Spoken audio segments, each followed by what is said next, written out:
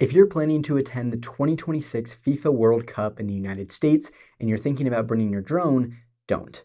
Because according to the FAA, the World Cup is officially going to be a no-drone zone, and flying anyway could cost you tens of thousands of dollars, get your drone confiscated, or even lead to criminal charges. Let's break it down.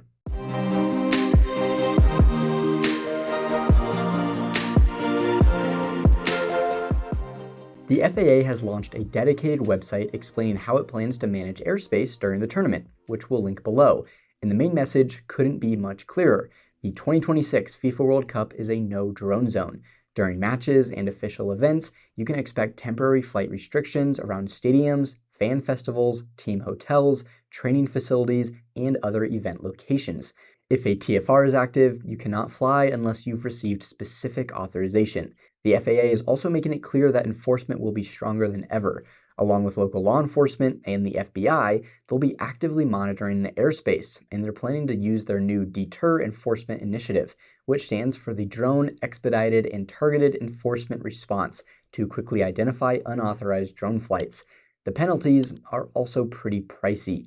Civil fines can reach up to $75,000. Criminal fines can be even higher, and authorities have the ability to intercept and seize drones operating illegally. In some cases, pilots could even face federal criminal charges. The good news is that avoiding all of this is pretty simple. If you're attending a match or an official World Cup event, don't bring your drone.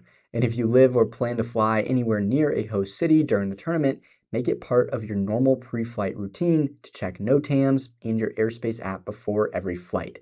If you are flying for Part 135 or Part 107 operations in these airspaces and they conflict with these dates, the Department of Homeland Security clarified that you should send a request to drones@dhs.gov with the following info. Which FRZ are you going to operate in? Which cities and areas are those FRZ in? And the pilot in command that can be reached anytime operations are occurring in case an official needs to reach them. Restrictions may change and additional locations could be added as events get closer. Again, all of this info plus the locations and dates to avoid are on the FAA's official page, which we'll link to below. Let us know if you're excited about the World Cup, and if so, who you want to win.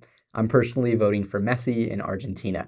If you found this video helpful, make sure to like and subscribe and turn on that notification bell so you don't miss out on any of our future videos. Until next time, blue skies and safe flying.